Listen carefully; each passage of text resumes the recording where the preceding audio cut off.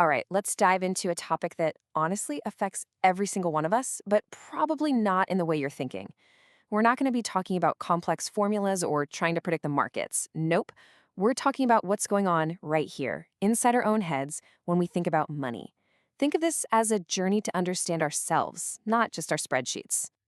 So let's kick things off with the big question, the one that sits at the very heart of all this. Why is it that brilliant people, I'm talking doctors, lawyers, engineers, so often make just terrible financial decisions? Why does earning money sometimes feel straightforward, but actually keeping it feels like a constant uphill battle? Well, the answer, as you're about to see, has almost nothing to do with how smart you are. For so long, we've been taught to look at finance like it's a math problem, right? Something you solve with a calculator and a spreadsheet. But the reality is completely different. The single most important factor isn't your IQ, it's your behavior. It's about how we act under pressure, the personal biases we all carry, and our own unique view of how the world works. What we're really digging into here is financial psychology. It's this emotional game that we're all playing, whether we know it or not. It's not about the numbers on a page. It's about those powerful, very human forces: fear, greed, ego. It's about recognizing the massive role of just pure chance, and maybe most importantly, your own personal life story, which has shaped you in ways you might not even realize. And that's the perfect lead in to our first section. To really get a handle on our financial behaviors today, we have to start by looking backward at the unique experiences that basically wrote our personal money script. This right here is a truly profound idea. No one is crazy. Your financial decisions, even the ones that might look totally irrational to someone on the outside, make perfect sense when you look at them through the lens of your own personal history. The things you've lived through are so much more persuasive than any textbook could ever be. And this illustrates that point perfectly. Just picture two different people. One grew up watching their family lose everything during the Great Depression. To them, debt is terrifying, and stuffing cash under the mattress is the only rational thing to do. Now, picture someone else who grew up in an era of easy credit and booming markets. For them, debt is just a tool, a way to get leverage, and spending is totally normal.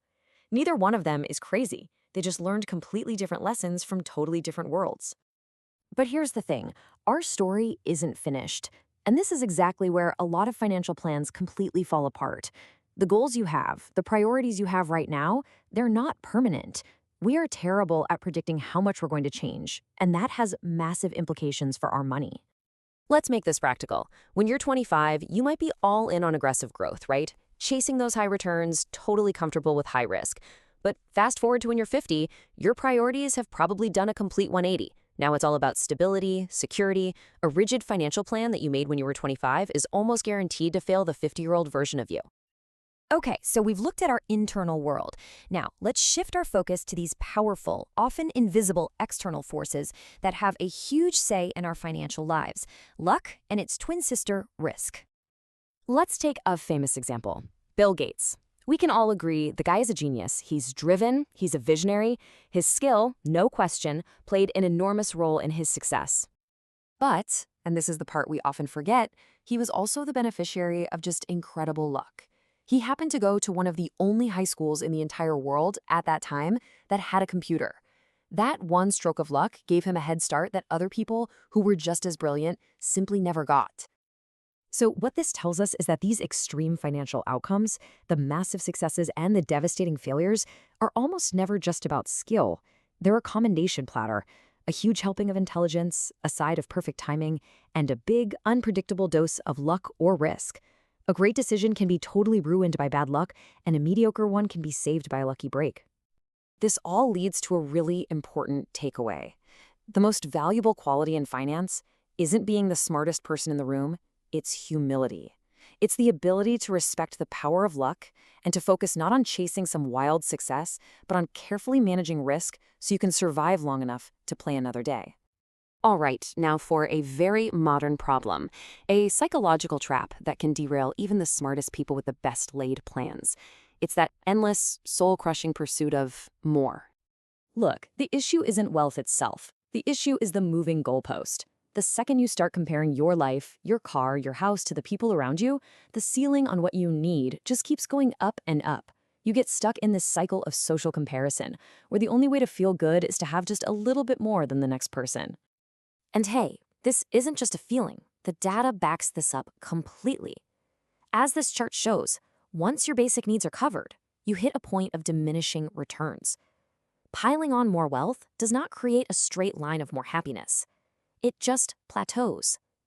That relentless chase for more money starts to yield less and less actual well-being. So why do we get stuck in this chase?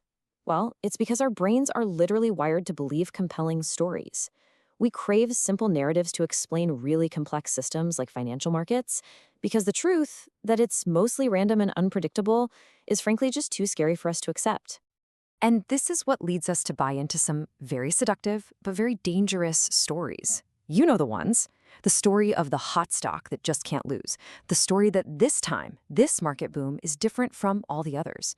And maybe the most damaging one of all, the story that everyone else is getting rich and you're the one being left behind. These narratives appeal directly to our greed and our fear. Okay, so we've unpacked the psychology, we've seen the traps. Now, for the final section, let's put it all together into a new, healthier, and frankly, much more effective way of thinking about money. It really all boils down to these 5 pillars. Number 1, recognize your biases by understanding your own unique money story. 2, respect luck and focus on managing the risks you can actually control. 3, you've got to define enough for yourself to escape that dangerous comparison game. 4, build a flexible plan because the person you are today is not the same person you'll be in 10 years. And finally, number 5, think critically. Always, always question those tempting stories the market tries to sell you. And look, if you take only one single thing away from this whole explainer, please let it be this. True, lasting financial success is not a test of intelligence. It is a test of character. It depends so much more on your behavior, your patience, and your humility than it ever will on what you know. At the end of the day, your wealth isn't just some number on a screen. It is a direct reflection of your behavior compounded over time. It's about managing your own psychology first and then your portfolio second. So the only question that really matters is this. Knowing what you know now, what behavior are you going to change? We're going to talk about a force so powerful. Albert Einstein supposedly called it the 8th wonder of the world. It's this secret that's always working silently in the background. And honestly, understanding it is the real key to building any kind of lasting wealth. So let's get right into it. You know, we're all sold this idea that you have to be some kind of financial wizard, a stock-picking genius to get rich. But what if that's just a huge distraction? What if the most powerful tool you have is something you've already got, but maybe you're just not thinking about it in the right way? Yeah, what if the real key was just patience? The ability to just wait it out. That's the whole idea we're going to unpack right now. It's simpler than you think. Okay, let's start with a classic picture. Imagine a tiny snowball at the very top of a really, really long hill. As it starts to roll, it picks up a little more snow, getting just a bit bigger, moving a little faster. At first, you can barely tell it's growing, but if you give that snowball a long enough runway, it becomes an absolute avalanche. Well, that's exactly how your money can grow. And here's where it gets really cool. Compounding isn't just about your first investment making money. It's about the returns you get, starting to earn their own returns. It's this feedback loop of growth on top of growth, and that is where the real magic happens over time.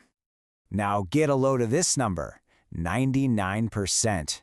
That is the chunk of Warren Buffett's massive fortune that he earned after his 50th birthday. Let that sink in, 99%. His secret wasn't some crazy explosive win early on. It was just good, steady returns over an entire human lifetime. And this just nails the core lesson, right? The most important variable in your financial life isn't always how much you earn, but how much time you give your money to work for you. To put it another way, someone who starts investing just a few $100 a month at age 25 can easily end up with more money than someone who invests double that amount but waits until they're 35. That first decade is just that powerful. So let's just bust our first big myth right now, this idea that you have to be a genius to win this game. This is the thing that stops so many people before they even get started. They're afraid they're just not smart enough. But the evidence, well, it tells a very different story. So on one side, you have the smart trader, right? They're jumping on every hot trend, constantly buying and selling, and racking up all kinds of fees and taxes. On the other side, you've got the patient investor. They're just focused on simple, repeatable stuff, contributing regularly, keeping their costs low, and just letting time do all the heavy lifting. And the crazy truth? The boring path is almost always the more profitable one. Okay, on to myth number 2. This is the belief that you have to find that one miracle stock, the next Amazon, and that anything short of that is basically a failure. This puts so much pressure on us, and it completely misunderstands how long-term growth actually happens. There's this concept called tails you win, and it basically means that in a big portfolio of investments, almost all of the total returns will come from a tiny, tiny handful of huge winners. Your job isn't to be a psychic and pick every single one of those winners. Your job is just to make sure you're in the game when those rare, massive wins eventually happen. But, and this is a huge but, you absolutely cannot be there for those rare wins if you don't stay in the game. That's it. The number one rule of compounding is just survival. You have to avoid those catastrophic mistakes that wipe you out completely. You have to think of it like playing offense and defense at the same time. Your offense is staying invested so you can capture that growth, but your defense, having cash for emergencies, not taking on crazy debt, that's what keeps you on the field when things get tough. You just can't win if you get knocked out of the game. And that brings us to our final myth, the idea that money is just about spreadsheets and numbers. In reality, how you behave with money is so much more important than what you know about formulas. There's a hidden force at play here. Let's just call it behavioral compounding. See, just like money, your habits, your discipline, your emotional control, they all compound over time too. A good saving habit today doesn't just add a little to your bank account, it actually makes the next act of saving that much easier. It creates this positive feedback loop that can shape your entire life. So what does this look like in real life? Well, it's about building systems for yourself. Automate your savings so you don't even have to think about it. Build the muscle to control those impulse buys. Train yourself to stay calm when everyone else is panicking about the market. And this one is huge. Resist the urge to spend more every single time you get a raise. Each of these behaviors builds on the last, compounding into massive financial security over time. Okay, so we've busted the myths. We understand the psychology behind this stuff. What does it all mean for you? Let's pull everything together into a simple, powerful playbook you can actually use. So here's the playbook right here. Start now. I don't care how small. Be relentlessly consistent. Make survival your top priority. Just avoid those big, unrecoverable screw-ups. Get a handle on your own psychology. And finally, just embrace the fact that real wealth isn't a sprint, it's a marathon, and it's run over decades. Ultimately, it all boils down to this. Forget the complicated charts, forget the hot stock tips. Your single most powerful financial tool is your calendar. It represents all the years and decades you have ahead of you. So the real question is, how are you going to use that time to let the quiet magic of compounding work for you? Let's talk about the real secret to building wealth. Because I promise you, it has almost nothing to do with the flashy cars and giant houses you see all over social media. In fact, the real secret, it's something you can't see at all. Seriously, just for a second, close your eyes and picture it. When I say the word wealthy, what's the very first image that pops into your head? Yeah, for most of us, it's probably something just like this, right? The fancy car, the sprawling mansion, that high-powered executive lifestyle. We're just conditioned to connect the idea of wealth with things that are super visible and super expensive. But here's the twist. That's not actually wealth. That's just spending. Real, lasting wealth is almost always invisible. It's the part of the iceberg that's hidden beneath the surface, and it's built on a foundation of psychology, not just a big paycheck. Okay, so to really get this, we've got to start with a huge distinction. The skills you need to get rich are completely, and I mean completely, different from the skills you need to stay rich. They're two sides of the same coin. Just look at the mindset shift here. Getting wealthy, that often takes a ton of optimism, maybe a little bit of courage, and a willingness to take big risks. But staying wealthy, that requires the total opposite. It requires humility, frugality, and a deep-seated fear of losing everything you've built. It's all about playing defense, not just offense. Think about it this way. Almost anybody can get lucky once and become a millionaire, but staying one for decades? That's not about hitting home runs over and over again.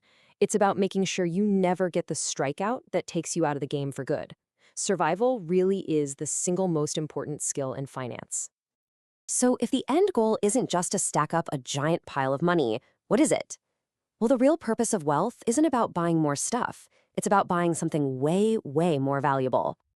It's about buying freedom. The freedom to wake up in the morning and say, you know what? I can do whatever I want today. It's the freedom to walk away from a job you can't stand, to take a day off without worrying, to just control your own life. That is the real prize. Just let that sink in for a second. The greatest return on investment you will ever get from your money isn't some stock market gain. It's the ability to own your own time. That is the ultimate form of wealth, period. And this isn't just some nice-sounding idea. The psychology actually backs it up. Study after study shows that having control over your time is a much, much stronger predictor of happiness than your income level is. I mean, someone with a modest income but total freedom can feel way richer than a stressed-out executive who has zero control over their day. And all of this leads to what might be the most misunderstood concept in all of personal finance: the huge difference between being rich and being wealthy. They might sound the same, but trust me, they are worlds apart. Rich is what you see. It's a high income that gets immediately spent on the cars, the gadgets, the luxury lifestyle. It's loud. But wealthy, that's what you don't see. It's the money that isn't spent. It's the savings, the investments, the assets that are just quietly compounding in the background. Wealth is silent. And this part is absolutely crucial. Wealth isn't primarily built from a high income or from being some genius investor. It's built from a high savings rate. What you keep is infinitely more powerful than what you make. Your savings rate, that's the whole foundation. And here's a really powerful way to frame this. Saving isn't just about budgeting and spreadsheets. It's a psychological game. It's the gap you manage to create between your ego and your income. See, if you let your lifestyle inflate every single time you get a raise just to show off, you will never, ever build wealth. Humility is a financial superpower. Okay, I know what you might be thinking. This all sounds great in theory, right? But does it actually work in the real world? Well, let me tell you an incredible story that proves every single one of these points. Meet Ronald Reed. He worked his entire life in America as a janitor and a gas station attendant. He lived a really simple, modest, unassuming life. I mean, nobody, and I mean nobody, would have ever guessed he was anything but ordinary. But when he died at the age of 92, the world discovered his secret. He left behind a fortune of $8 million. An $8 million fortune built on a janitor's salary, most of which he donated to his local library and hospital. So how on earth is that even possible? Well, the formula wasn't complicated, but it sure wasn't easy. First, he lived with zero ego, absolutely no desire to impress anyone. Second, he saved what he could, consistently, year after year. Third, he invested that money patiently. And then he did the most important thing of all. He just waited, letting the magic of compounding do its thing for decades. So what are the big lessons here? Well, first, remember that staying wealthy is all about survival. Second, the real goal isn't more stuff, it's freedom over your time. And third, true wealth is invisible. It's built on a high savings rate, which is only really possible when you have the humility to not spend your money trying to show other people how much you have. And that really leaves us with one last big question to ask ourselves. When it comes to your money, what are you really building? Are you building a visible lifestyle that's designed to impress other people? Or are you building a life, one that gives you freedom, options, and control? The choice is yours. What if I told you that when it comes to money, trying to be perfectly rational is actually a terrible idea? Today, we're diving into a powerful concept from author Morgan Housel, that we should aim for something much more human, and ultimately way more effective. So let me ask you something. Think about the last big money decision you made. I mean, really think about it. Was it all spreadsheets and cold, hard logic? Or was there something else going on in the background? We all like to think we're rational, but the truth is usually a whole lot messier. Okay, so this is the core idea we need to unpack. Housel argues that one of the biggest mistakes we make with our finances is chasing this idea of perfect rationality. Instead, he says we should just aim to be reasonable. It sounds like the same thing, right? But trust me, the difference between them, well, it changes everything. So let's break this down. Rational, that's what a computer would do. It's pure math, zero emotion, just the numbers. But reasonable, that's for us humans. It's the strategy that you can actually stick with, the one that acknowledges you have feelings, you have fears, and you need to sleep at night. And here's a perfect example of what we're talking about. A spreadsheet might scream at you, put 100% of your money in stocks. It's the best long-term return. And mathematically, it's right. That's the rational move. But is it reasonable for most of us? No way. Because the second the market tanks, all that rationality just flies out the window and panic selling kicks in. A balanced portfolio you can actually live with, now that's reasonable. All right, so with that in mind, let's start by looking inward. We're going to dive deep into our own heads and figure out what's really driving the bus when it comes to our money. You gotta understand, every single financial choice we make gets filtered through these incredibly powerful emotions. We're talking about fear, greed, anxiety, what our friends are doing, even our own ego. Data and spreadsheets, they barely stand a chance against these primal forces. And this brings us to a huge point. People think finance is about math, right? Well, check this out. Financial success is maybe 20% knowledge and 80% behavior. Yeah, 80%. You can learn about compound interest in like 5 minutes, but learning how to control that urge to panic sell, that's the real work. It's all about psychology. And here's a crazy paradox for you. One that trips up some of the smartest people out there. The more you know, the more you start to trust your own predictions. And that overconfidence, it can lead you to take risks that are just way, way too big. I mean, think about it. Ever thought you could perfectly time the market? You know, buy at the absolute bottom and sell at the very top? Or assumed that a hot stock was just going to keep going up forever? Or maybe just kind of ignored the possibility of a huge unexpected crash? Yeah, these are the classic traps that overconfidence lays for us. See, a truly reasonable mind doesn't pretend to have all the answers. It fully accepts that so much of what happens in the markets is just pure random luck. We humans, we love to create these neat little stories to explain why things happen. But a lot of the time, the real reason is just chaos. Stuff happens. And learning to be okay with that, that's a financial superpower. All right, so we've taken a look inside our own heads. Now, let's turn our attention outward. Let's talk about all the noise from the world that's constantly trying to derail our financial plans. This quote from Housel is something you should probably write down and stick on your monitor. It's so easy to see someone on social media brag about some huge win and think, I should do that, but you have no idea what game they're playing. Because here's the thing, everyone's game is totally unique. Are you saving for a down payment in 2 years, or are you saving for retirement in 30? Is success for you being a billionaire, or is it just having enough to not worry? When you copy someone else's strategy, you're basically using their map to try and find your treasure. It's never going to work. And this leads us to what you could call the short-term seduction trap. It's a huge problem today. See, our brains are wired to react to immediate danger, like a predator in the bushes. But today, that predator is a scary headline on the news or a viral tweet about a market crash. Your financial goals might be decades away, but your brain is screaming, react now, and all that short-term noise just completely hijacks our long-term thinking. Okay, so if our brains are hardwired for emotion and the world is just a constant fire hose of noise, what are we supposed to do? Well, this next part is all about the toolkit. It's about building a practical system to protect us from ourselves. This might just be the single most important rule in all of finance. Here it is. Plan on your plan, not going according to plan. Yeah, you heard that right. Life is messy. Things will go wrong. So the most reasonable thing you can do is build in a margin for error. Think extra savings, a flexible timeline, a safety net that gives you room to breathe when life inevitably throws you a curveball. The key here is to rely on systems, not on your moods. You have to take your day-to-day emotions out of the driver's seat. What does that look like? Simple stuff. Automate your investments so you don't have to think about it. Set rules for buying and selling before a crisis hits. These systems become your armor against making dumb, impulsive decisions when you're feeling scared or greedy. Just look at this table. It tells the whole story, doesn't it? Who wins the long game? It's not the person who's smarter or a better psychic. The winner is the one who is steady, the one who's consistent, the one who is patient. They see a market drop as just the price of admission, and they keep going. Meanwhile, the other person is constantly reacting, chasing hot trends and panicking.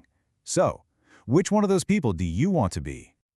All right, let's land the plane here. It's time to bring this all together with the one final crucial insight from this whole way of thinking.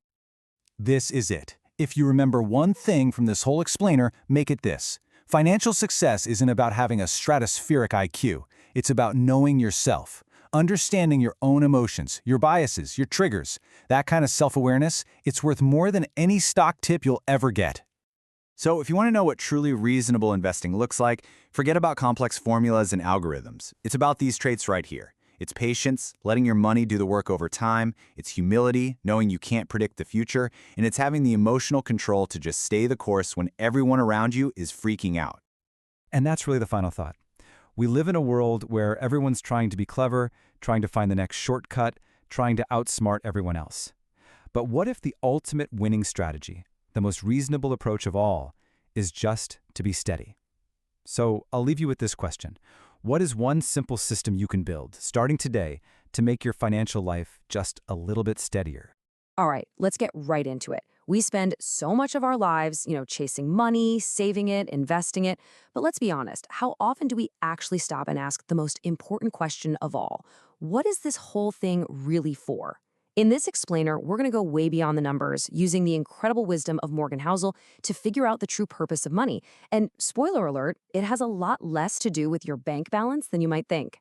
So let's start with a big question, one that just cuts through all the noise. For just a moment, forget about the fancy cars, the big houses, the stock market tickers. What do you think? What is the single highest form of wealth a person can have? Just let that sink in for a second. And you know what? The answer is shockingly simple, but it's also incredibly profound. It's not a number. According to Housel, the ultimate prize, the real thing money can buy you, is control. It's the ability to wake up one morning and say, you know what? I can do whatever I want today. That one idea, that is the foundation for everything we're about to talk about. Which brings us right to our first big idea here. We have to totally reframe what we're aiming for. See, the destination of our whole financial journey, it isn't some mountain of cash. It's a state of being. It's freedom. Look, if you take away just one thing today, let it be this. We get this backwards all the time. We chase money like it's the finish line. It's not. It's just a tool, kind of like a key in your pocket. Its only job is to unlock the door to a life that's genuinely better, a life that's richer in ways you just can't count. So, what does this freedom actually look like? I mean, in real life? Well, it's the power to say no to a project you hate. It's the freedom to walk away from a toxic job without panicking. It's being able to spend real, quality time with people you love without that constant nagging worry about the bills. This is the real return on investment for your savings. Okay, so let's move on, because to get that freedom, we absolutely have to understand this crucial difference, the massive gap between being rich and being wealthy. They might sound the same, but trust me, they are worlds apart. So here's the difference in a nutshell. Being rich, that's all about what you can see. It's the high salary, the fancy car, the designer watch. It's loud. It's about spending to show other people how much you've got. But wealthy, oh, that's a whole different ballgame. Wealth is the money you don't spend. It's the assets quietly growing in the background. Wealth is silent, and that is what buys you your freedom. So how do you actually get there? Well, it's not some big secret formula. It's really just a series of boring, disciplined choices. It's about creating that gap between what you earn and what you spend, and then putting that gap to work for you for a really long time. The real magic isn't in some hot stock tip. It's in mastering your own behavior. But, there's always a villain in the story, and this one is called lifestyle creep. This is the silent trap that gets so many people. You get a raise, so you get a nicer apartment. Your income goes up again, so hey, time for a fancier car. And pretty soon, all those luxuries start to feel like necessities. And bam, you're right back where you started, just with more expensive stuff and zero extra freedom. Now this brings us to another one of money's most powerful and honestly most overlooked roles. It's not just a tool for buying things when times are good, it's a defensive shield for protecting you when things, when they inevitably go wrong. It's your ultimate safety net. Because life is messy, right? It's totally unpredictable. Your car will break down, emergencies will pop up, markets will crash. That's just how it goes. The true power of savings is its ability to be a shock absorber, to take a potential life-destroying catastrophe and turn it into something that's just an inconvenience. This is one of my absolute favorite insights from Housel because it's just so brilliantly sharp. Think about it. Every single dollar you save, instead of spending it on something to impress other people, is a vote for your future self over your current ego. It's a direct line between financial discipline and emotional maturity. So just think about what this really buys you. It's not just a financial buffer, it's psychological peace of mind. It's the ability to sleep at night when the market is going crazy or your industry is shaky. It's that quiet confidence you get from knowing you can handle whatever life decides to throw at you. And let me tell you, that peace of mind, That is priceless. So we've talked about the mechanics, the how-to, but the final piece of the puzzle, and honestly the most important part of this whole thing, it isn't about numbers at all. It's about mastering your own psychology. It's all about your inner game. And this is where we hit a huge paradox, isn't it? We are wired, just built, to want more, to chase that next thing over the horizon. So if showing off and having a giant income isn't the real goal, how in the world do we ever feel like we have enough? The playbook for happiness, as you can see here, it's not about adding more stuff to your life. It's about managing what's already going on inside your own head. It's about making a conscious shift from having high expectations to having high appreciation. It means getting off that endless treadmill of comparing yourself to others and deciding for yourself what enough really means to you. Just think about it. The thrill you get from buying a new phone or a new car, it fades, right? Sometimes in just a few days. But that feeling of being in control of your own life, of having autonomy, that provides a deep, lasting sense of well-being. And that's where we should be aiming our financial firepower. And hey, let's never, ever forget the real assets in life. The ones that will never show up on a balance sheet. Your health, your relationships with your friends and family, a sense of purpose. Money is a fantastic tool to support these things, to give you the time and space to actually nurture them. But it can never replace them. Not ever. And this right here, this quote just sums it all up perfectly. Having a financial plan without a foundation of personal values is like building a house with no blueprint. Sure, you might end up with something big and expensive, but it won't feel like home. It won't be a place you actually want to live. So as we wrap this up, I want to leave you with this idea. Money isn't just paper or numbers on a screen. It's a story. It's a narrative that you create for yourself, and it's based on your experiences, your fears, your hopes, your deepest desires. There's no single right story. The only thing that matters is that you are the one holding the pen. So I'll leave you with that question, the one this entire explainer has really been building towards. You have the power to define what money means to you and the role it's going to play in your life. The pen is in your hand. So, what story will you write?